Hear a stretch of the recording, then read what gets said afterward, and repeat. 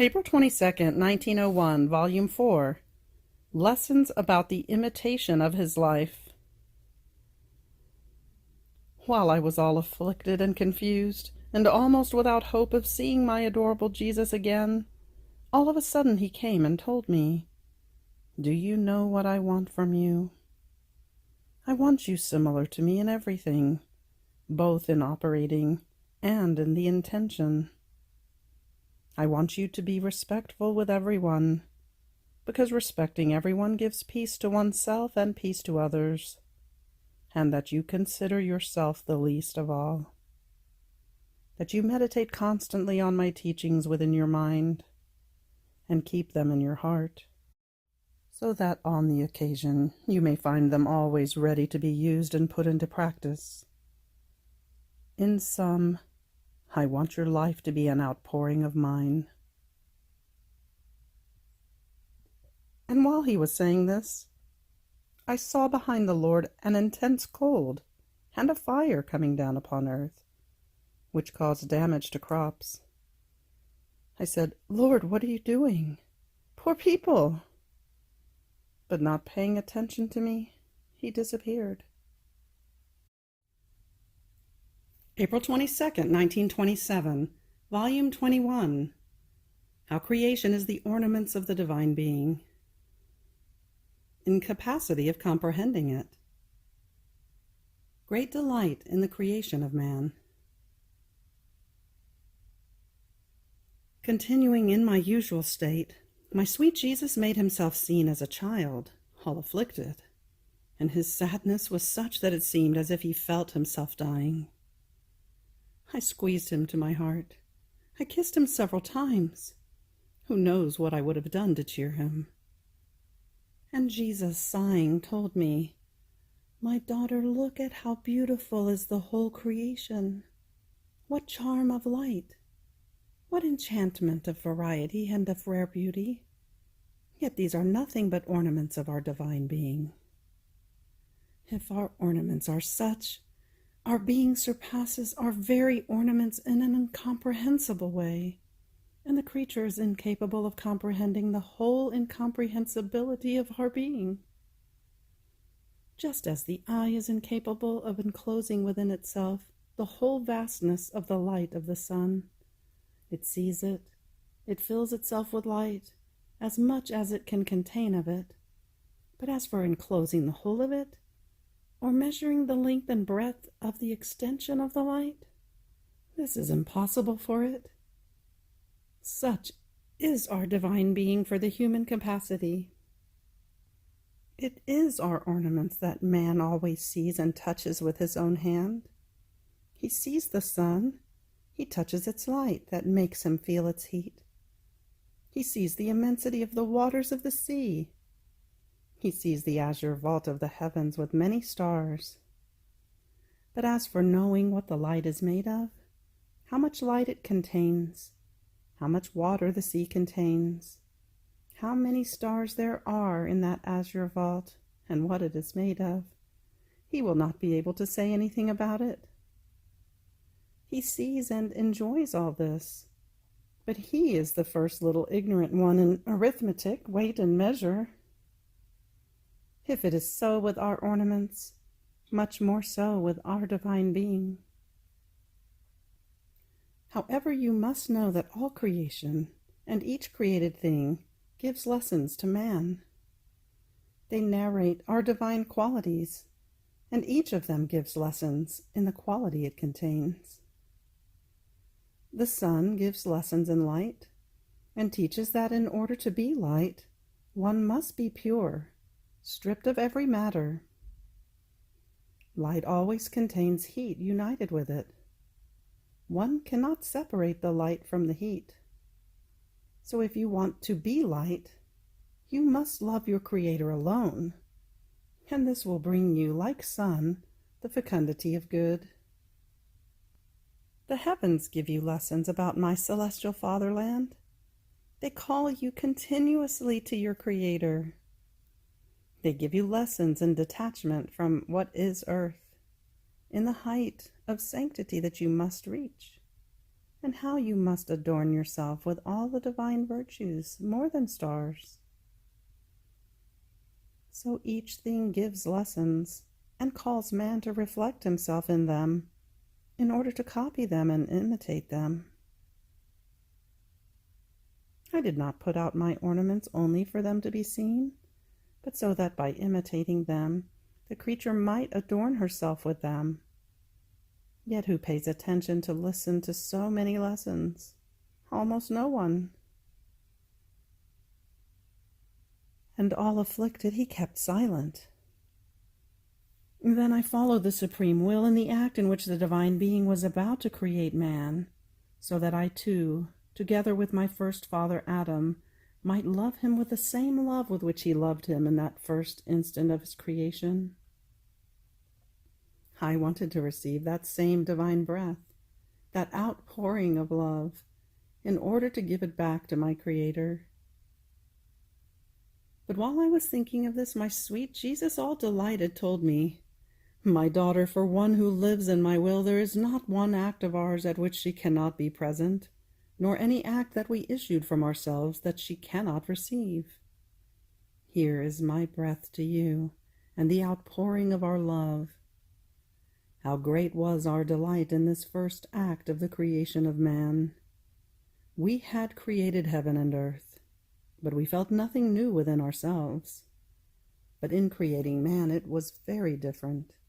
It was a will that was being created, and this will was free, and in it we enclosed our will, as though putting it in a bank, in order to collect the interest of our love, of the glory, and of the adoration that befitted us. Oh, how love overflowed within us!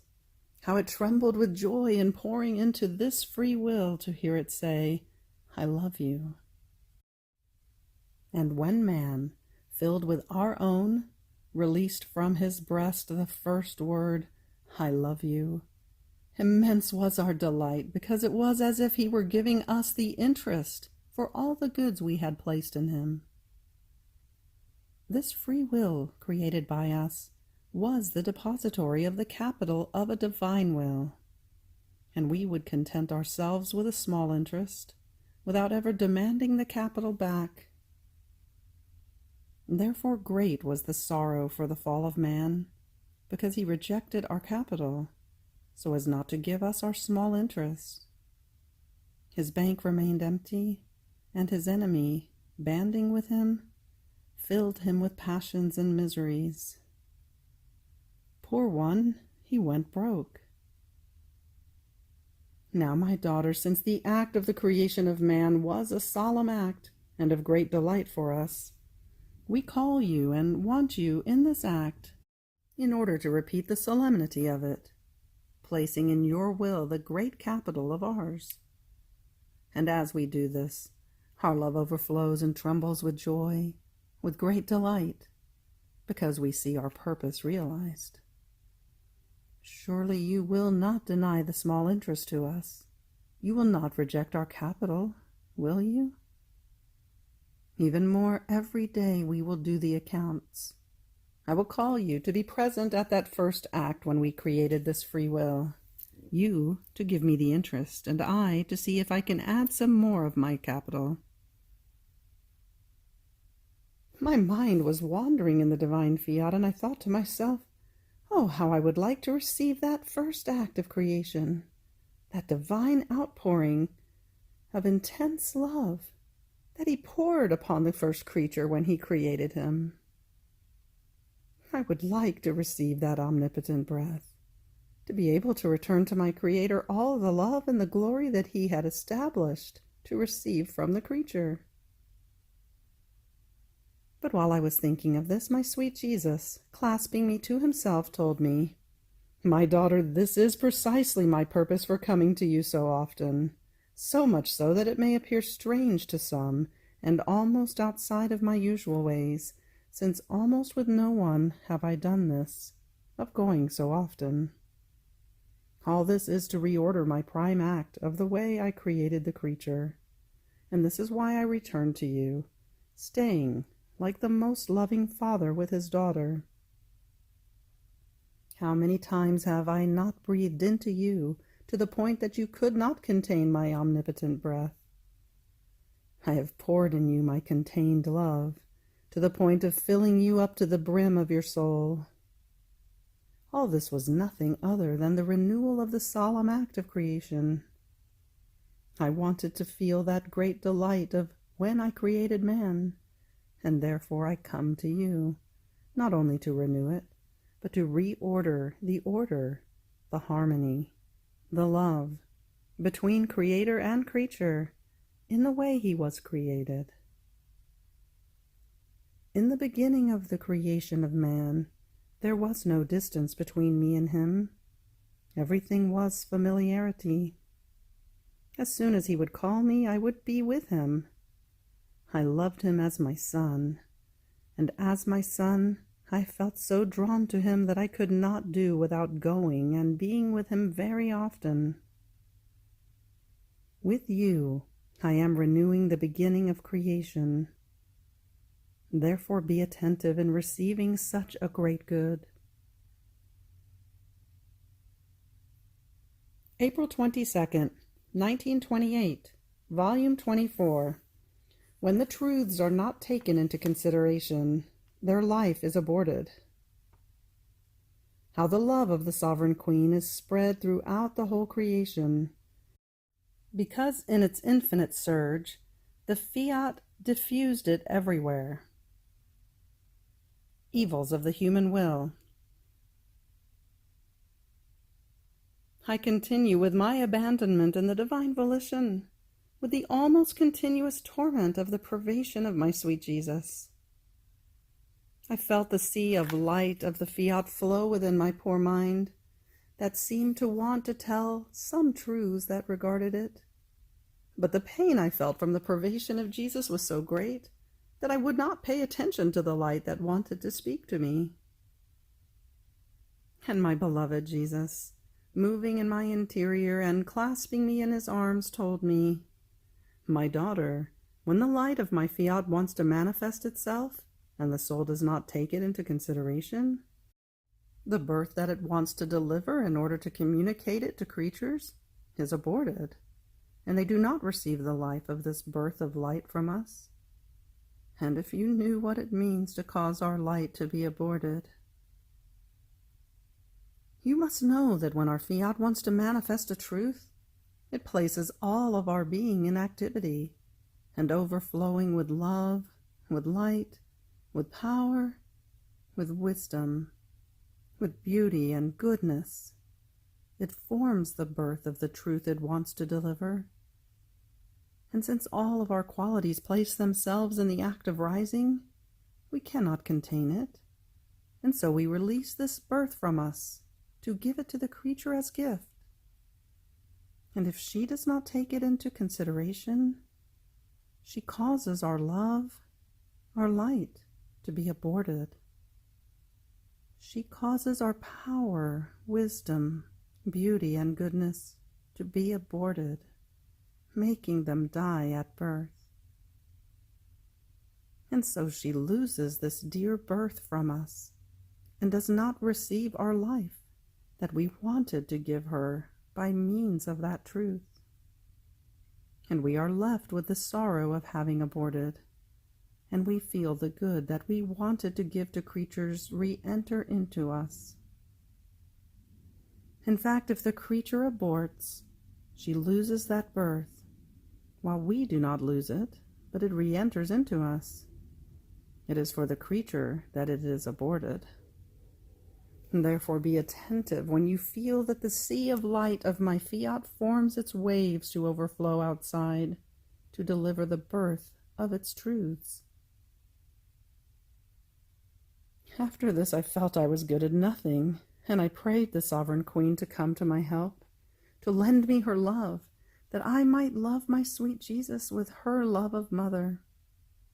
And Jesus added, "My daughter, the love of the celestial sovereign is spread throughout the whole creation, because that Fiat that, had merely been pronounced, had unleashed into the whole universe the great variety of our works and had given them life, dwelled within her.